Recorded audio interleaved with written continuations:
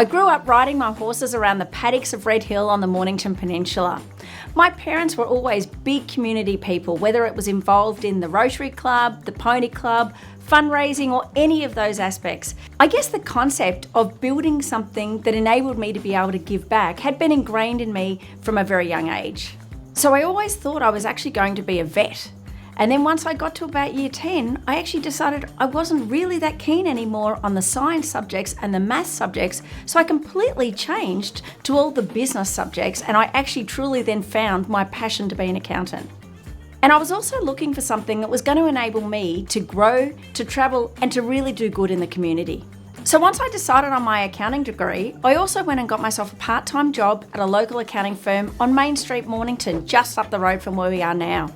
From there, I graduated, I went and worked at one of the big city firms in Melbourne, then moved on to Prague, then Amsterdam, and finally the Big Apple, New York City. Who would have thought this girl from Red Hill, the paddocks of Red Hill, would be sitting in her office that overlooked Times Square in New York City? So my time in New York just kept extending and extending. It was an amazing city. I had my green card and I was actually up for partner in the Ernst & Young firm of New York. But I decided I really wanted to come home. I'd had my oldest son, Ryan, in New York, so he's actually an American citizen, but I wanted to come home to my family and to my community. So these international experiences really gave me the opportunity to see how things can be done differently from a global perspective on business, but also how to work with people with many different cultures. So it's all of these experiences bringing that global business experience back to our small businesses. So coming from working from one of the big firms, big business is the same as small business. There's just less zeros on the end of the revenue. So being able to provide that global expertise, the large business expertise for the small businesses on the peninsula has been something that I've been very passionate about. So I returned back to the Mornington Peninsula, went and worked in the city for Ernst & Young, and then decided to go and set up Smart Business Solutions in 2007, 2 weeks after having my youngest son, Benjamin. So I had a plan and a vision to create an accounting and advisory firm that would really serve our local businesses here on the Mornington Peninsula.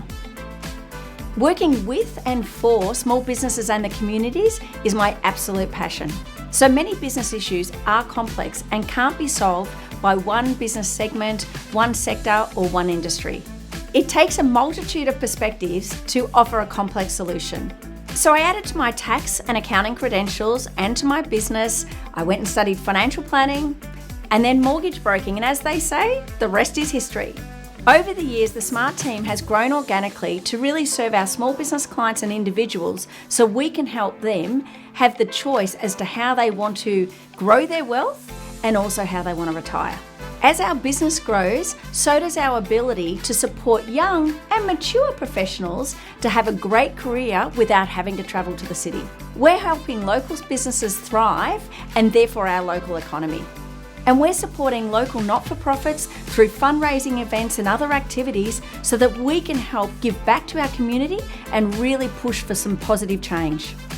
I always set out to do good and to help others, and that's exactly what we try and do at Smart Business Solutions. I think young Shannon would be pretty proud of what Shannon's achieved, and if I think about everything I've done, I wouldn't change anything. I always set out to do good and to help others, and that's exactly what Smart Business Solution does. So yes, certainly I am very proud.